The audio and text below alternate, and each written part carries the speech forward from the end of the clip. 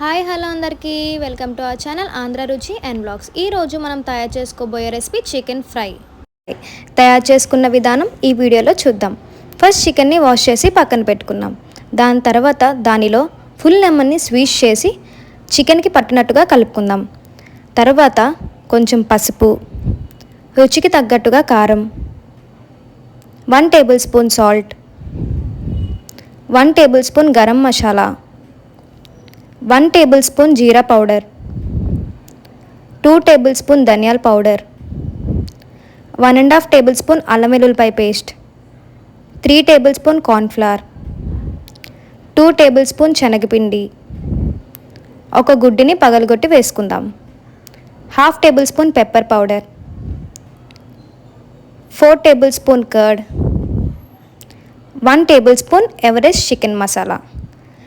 ఏదైతే మనం మసాలాలన్నీ వేసామో అవన్నీ చికెన్కి పట్టినట్టుగా మొత్తం కలుపుకొని ఒక హాఫ్ ఎన్ అవర్ పక్కన పెట్టుకుందాం. దానివల్ల ఆ మసాలా మొత్తం చికెన్కి పట్టి మనం ఫ్రై చేసుకున్నప్పుడు చికెన్ పీస్ అనేది మనకి క్రిస్పీగా వస్తుంది.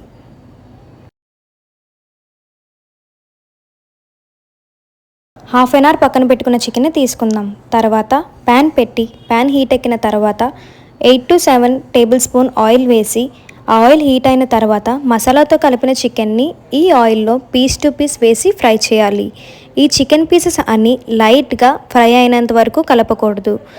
కొంచెం సేపు తర్వాత గోల్డెన్ కలర్లోకి వస్తాయి. గోల్డెన్ కలర్లోకి వచ్చిన తర్వాత మీడియం ఫ్లేమ్లో పెట్టి ఒక 10 మినిట్స్ వరకు చికెన్ పీసెస్ అన్నీ లైటిష్ బ్రౌనిష్ కలర్లోకి వచ్చాక లో ఫ్లేమ్లో పెట్టి ఒక 1 మినిట్ వరకు చికెన్ అనేది ఫ్రై చేసుకోవాలి.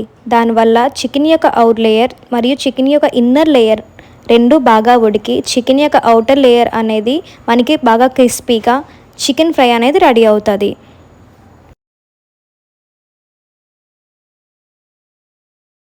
ఇప్పుడు మనకి చికెన్ యొక్క అవుటర్ లేయర్ మరియు చికెన్ యొక్క ఇన్నర్ లేయర్ అనేది బాగా ఉడికి చికెన్ అనేది చాలా క్రిస్పీగా వచ్చింది. ఇప్పుడు మనం ఒక ప్లేట్లోకి చికెన్ మొత్తాన్ని తీసుకొని ఆనియన్తో గార్నిష్ చేస్తే మన yummy yummy Andhra style chicken fry recipe ready.